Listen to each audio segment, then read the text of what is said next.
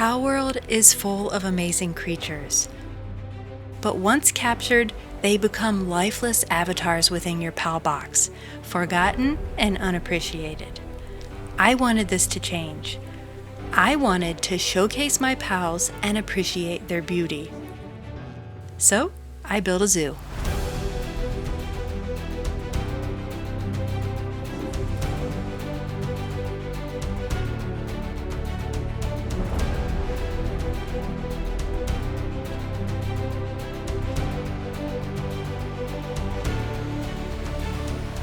Welcome to Palworld Zoo, located on the Sea Breeze Archipelago in Palworld. Today, I'm going to take you through the process of my Palworld Zoo Build to help you with building tips and to give you Palworld base design ideas to inspire your own base builds. First, let's discuss the location. I wanted a somewhat cozy area with neutral weather and minimal enemy threats, but it also needed mostly flat ground to maximize my buildable land. I eventually located this nice open area on Sea Breeze Archipelago. It checked all of my boxes, and my only complaint is the lack of trees for aesthetic purposes. But the trade-off is a view that extends for miles. Next is test building, and boy did I do a ton of this. I began crafting stone foundations to try to even the terrain a bit and determine the best level for my base layer. Two foundation building tips are to make sure to turn off structure deterioration in your settings if you're building outside your base, and if you want to recess foundation pieces to look more like sidewalk height, move your cursor farther from your body before placing. It took me a while to place my Palbox in just the right location. I kept having to place it, hop on Nightwing for an aerial view so I could see the blue base boundary, and finally I decided the best spot that would maximize the number of viewing cages that I could fit on my base. I built cages all over to test Palworld's limits on this item, and then I started adding temporary building pieces to determine my base layout. I knew that in order to fit all of the things a zoo needed, I had to build up. But this is extra difficult because you can't build too close to the Palbox, and the pathing of the pals working in my zoo needs to be considered. Tight areas are a struggle. Many hours later, I finally had a multi-tier base skeleton and was ready to work on the zoo attractions.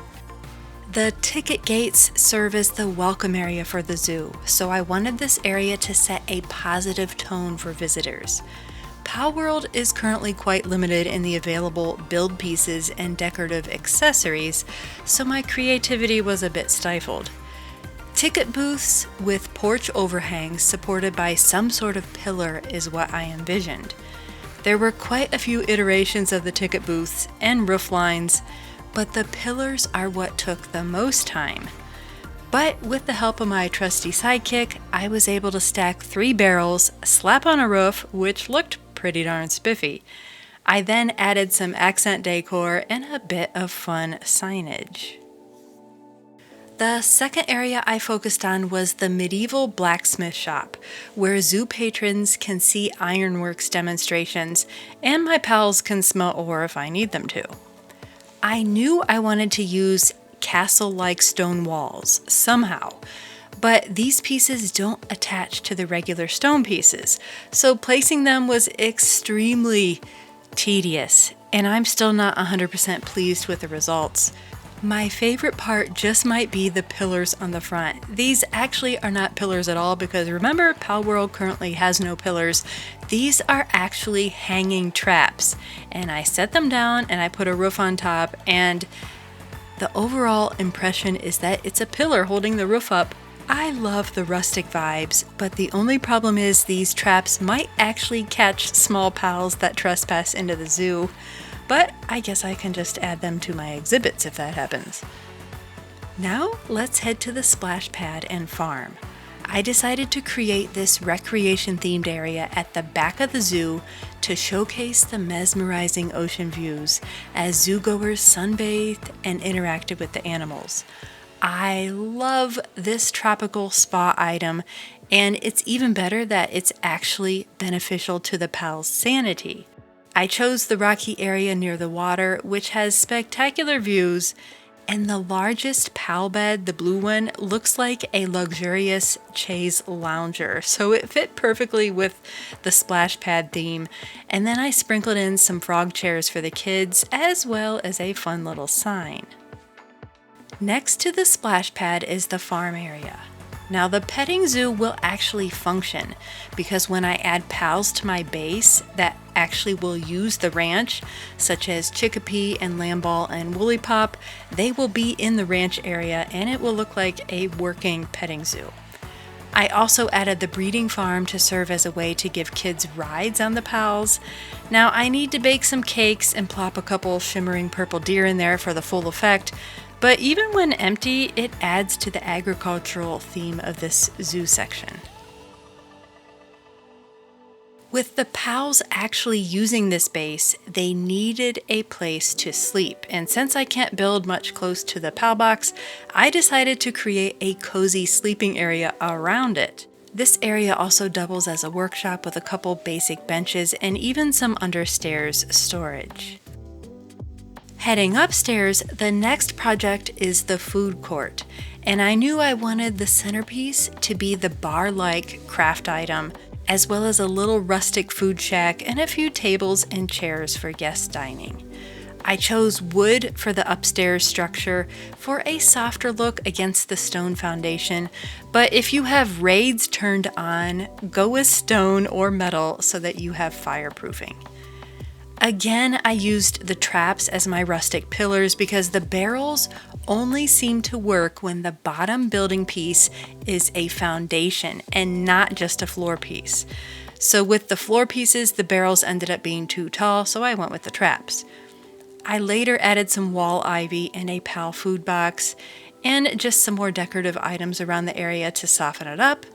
And I used benches as makeshift railings, but some of them kept falling apart for some reason, possibly because they were built above the Palbox. So I ended up scrapping some of the benches and just put some extra tables. The final building is the V.I.P. Skybox, which I wanted to feel elusive and private. I started with the idea of a spiral staircase to the third base level, but after multiple attempts, they just looked messy and they didn't line up well.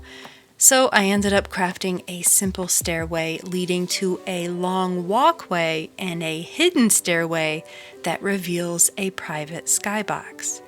I went with a luxurious vintage style with the leather couch and chairs, crimson area rug, and an antique chair next to the fireplace. I also added a vintage lamp that's powered by the zoo's generator and of course my little electric pal. Above the skybox is a small bedroom and also a dining balcony with leather chairs, a leather armchair, and a barbecue. This feels like a floating house and offers just the most spectacular views of the zoo animals and the sea breeze landscape. I really love how this turned out. With all of the main zoo areas mostly complete, it's time to finish adding the animal pens wherever the game would let me squeeze them in. You can unlock these viewing cages at level 15, and other than having an enormous footprint, they are easy to craft and are basically giant square fish bowls. You do have to place these within range of your base, so once you run out of room, you'll have to start building up if you want to add more cages. Now it's time. The zoo is ready for the pals to arrive. Instead of focusing on one species per exhibit, I grouped them more by aesthetics, and often by similar or complementary colors. Thankfully, I don't have to worry about them eating each other, and I also don't have to feed them, by the way. Occasionally, some of the larger ones seem to pop out of their containers, but don't worry, they don't run away. You don't have to capture them again with a pal sphere. You just simply interact with the viewing cage and you can bring them back in. So Here is my zoo build, one of the many Palworld based design ideas for you to consider for your own Palworld game. Let me know in the comments below what features you think I should add to my zoo, or your favorite Palworld building tips. Please consider dropping a like or subscribing if you found this video helpful. And now, I leave you with more delicious cinematic video of my cozy Palworld Zoo. Enjoy!